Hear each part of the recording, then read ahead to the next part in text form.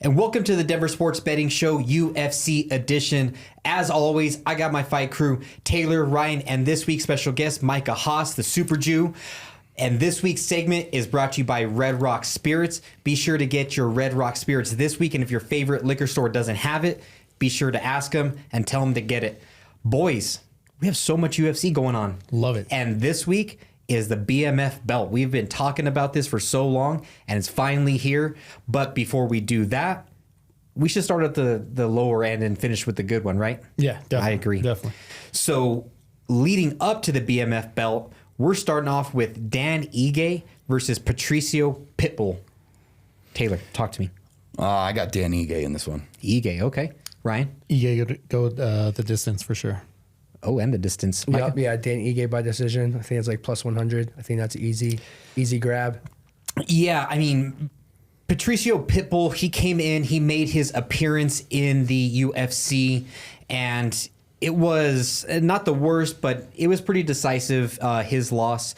I mean, why Ige? Well, this should have been the fight for Pitbull all along. It's somebody like Ige, not somebody like Yair. And, you know, Pitbull is just on the tail end of his career. Dan Ige has been fighting the best of the best in the UFC. Pitbull has been fighting the best of the best in the Bellator and some other organizations. And plus, Dan Ige, I just love him. Mr. 50K, always willing to show up. Like, dude was training before he got a late notice call out in one of his other fights. And I just really like him here because, again, he's not this aging fighter. He's been fighting the best of the best in the UFC. Yep. Ryan, how does Ige get it done? So it's going to go to decision, but he's going to have the volume. He's going to have the power. But yeah, I think it does go to decision. I like it. I'm going to go with Ige too. You guys talked me into it. Micah, tell me for a fighter, from a fighter standpoint, Ige's always down. Does that kind of, does that elevate him in your book at all? I know like a lot of fighters like want to be looked upon about not if they're winner or losers, but how they perform. And like his nickname says it, like he's literally looking for a bonus every time he goes out. But I don't necessarily, even though he is super, super exciting, I don't think that Ige is necessarily that type of fighter because some of those fighters will throw caution and fight IQ out the door to get that 50K, and he just does it naturally. And like Dan Ige is like spectacular and he has crazy high volume, but he's super, super high intelligence. And I think that's really what's going to make him win or help him win this fight against Pitbull is as long as he sticks to his P's and Q's and keeps his volume up, he's going to out volume, he's going to outpace Pitbull. And like a lot of guys might go in there and try and make it look more exciting. And like Pitbull is still super, super dangerous. He doesn't have that same cardio like he used to in his earlier career. So I don't think he has that like wrestling threat. But yeah, I think Dan Ige pieces him up and does maybe potentially get a fight bonus from it. He looked great against Woodson. Yeah. Nasty. Even picked Woodson in that one. And I mean, Dan Ige, I mean, did he kind of find a second wind later on in his career? What you think, Taylor?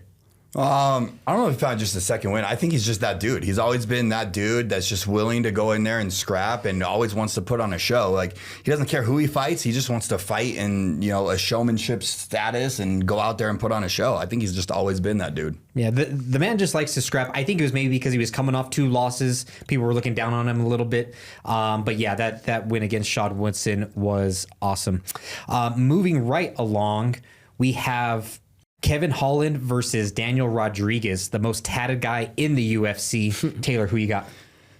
Man, I don't know. I've been torn on this one all week. I think I'm going to have to go with Kevin Holland on this one after watching The Embedded and seeing some stuff about Kevin's training camp. Okay, we'll get more into that in a minute. Ryan, who you got? I got Holland.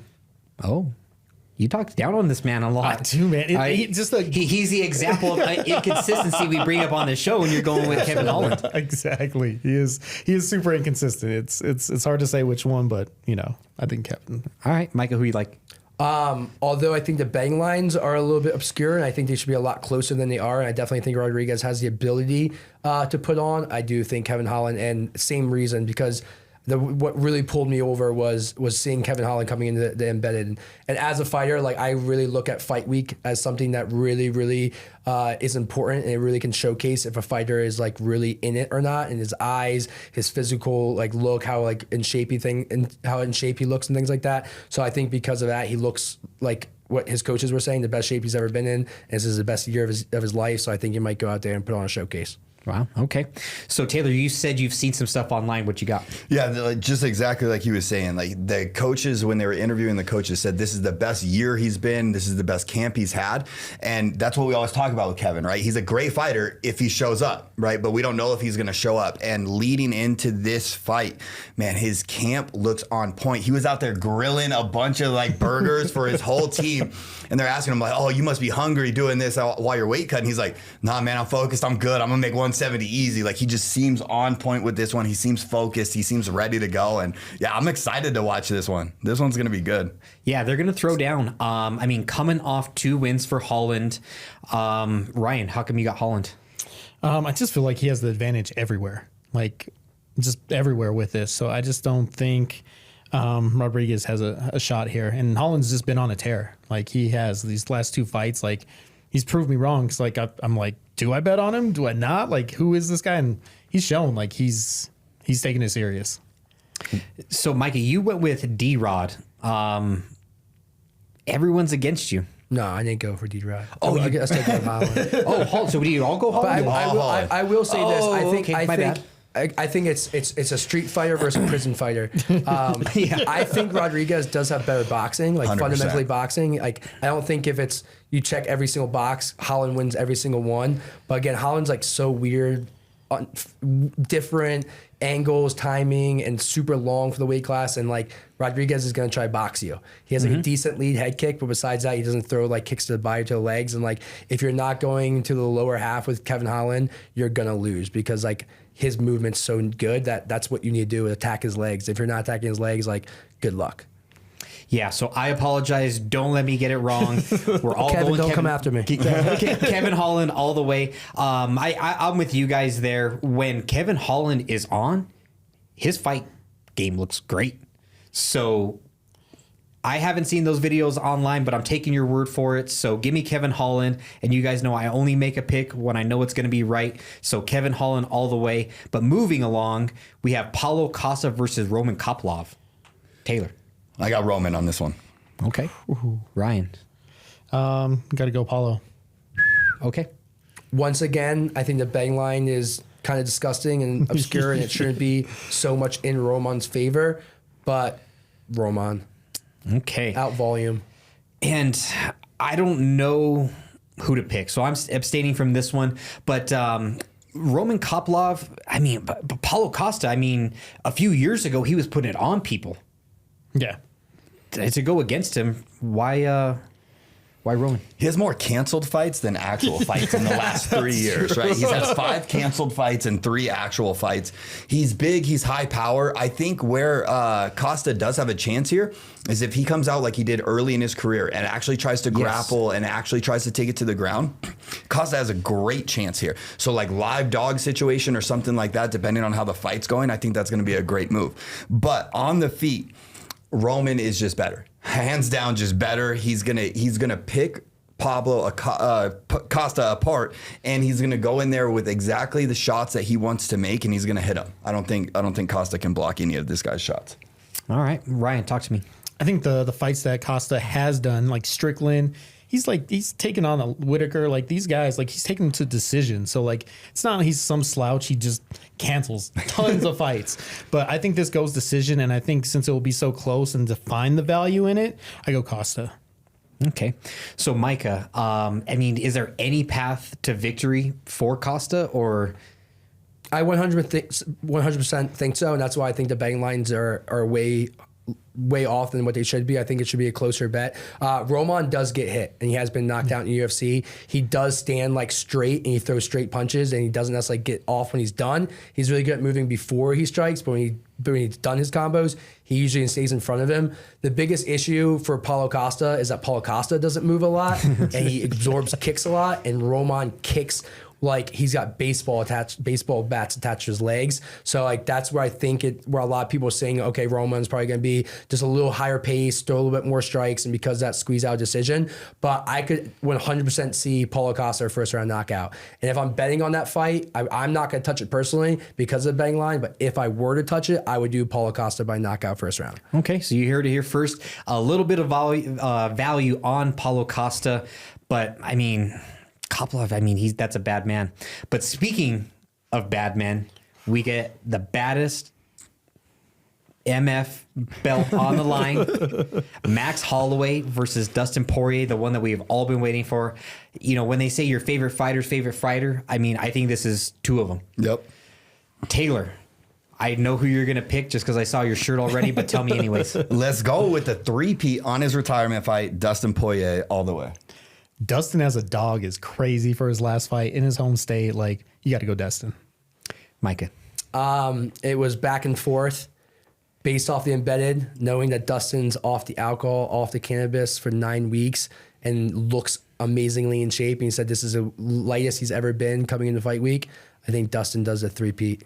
I got to go with Poirier too. I mean, there's just something about fighting in your home state in front of your own people on your retirement fight.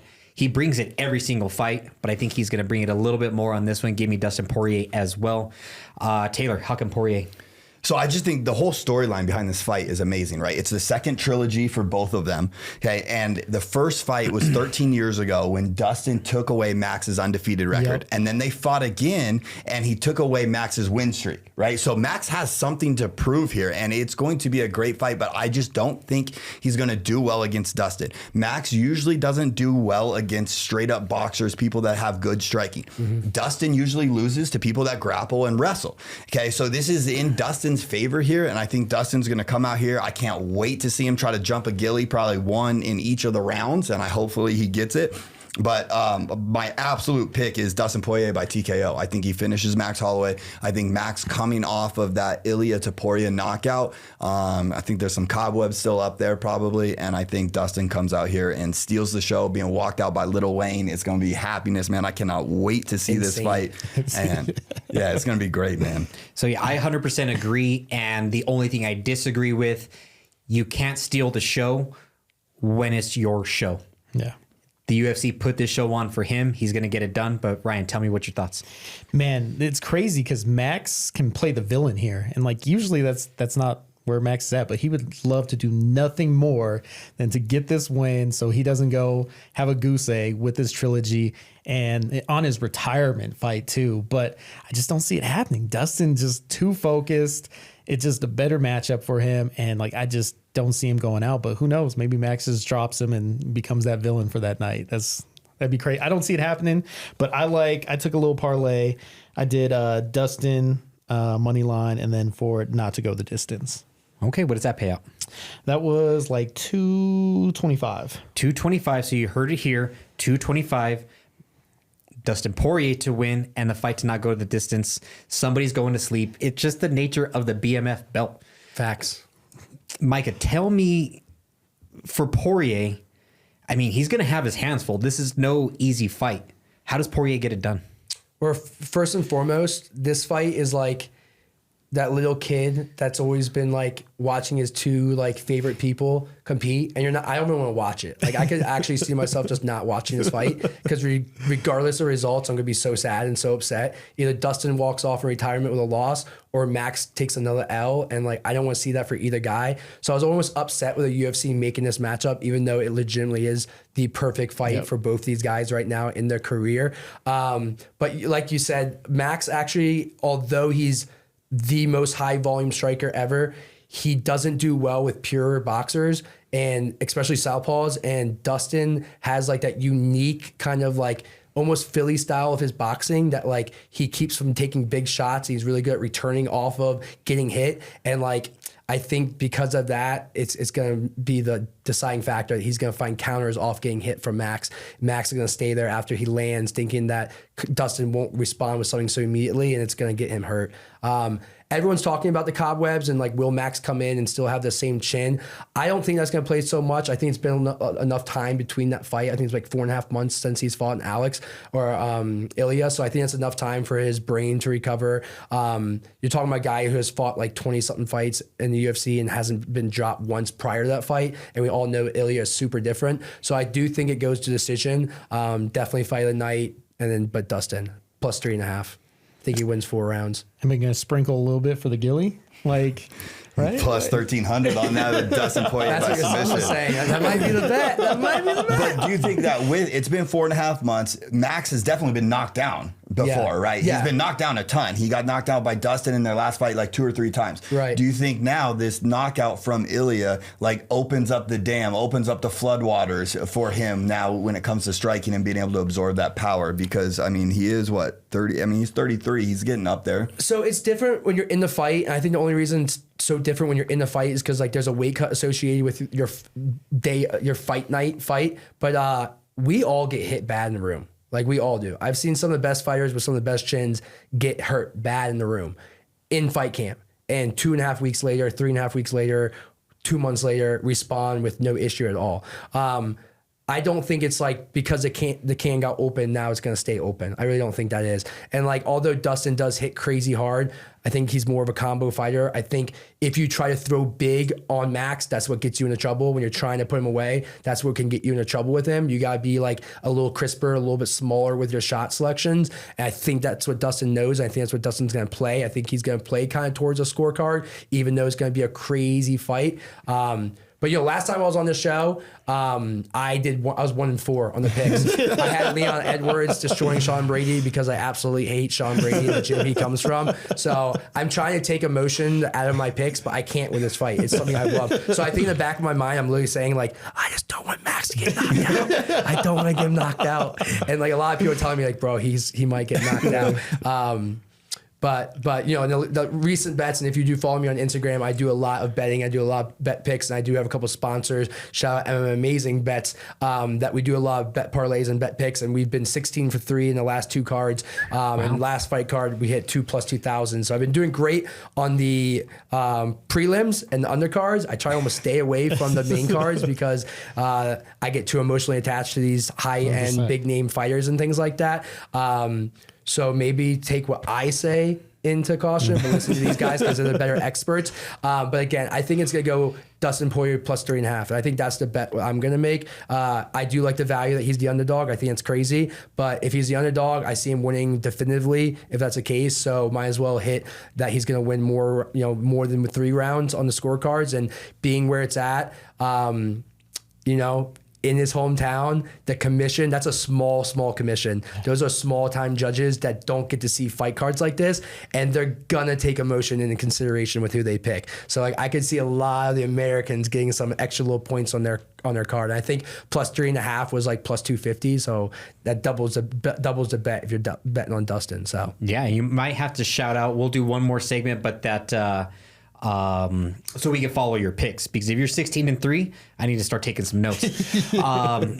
So we have the BMF belt on the line. We know these guys love to throw down. Taylor, does this fight go to the ground at all, or are they just going to stand and throw him? Yeah, it goes to the ground when Dustin tries to jump again. 100%, right? Yes. Does it stay there? I don't know. But I think they're going to stand and bang. I think they're going to do that. I think Dustin will be smart in this fight, though. Like, he does not want to lose in front of everybody he's known his entire life and the entire world. Like, he does not want to do that. So I think he will be smart in this fight, and he will take Max to the ground if he needs to go to the ground. But, the only time I see it going is jumping that Gilly, man. That's the only time I see it go to the ground. All right, well, you heard it here first. We can't break it down any more than that, so get your bets in early. The lines might move as these things go along, but don't go anywhere, because we have one more segment breaking down all the UFC news you need to know this week.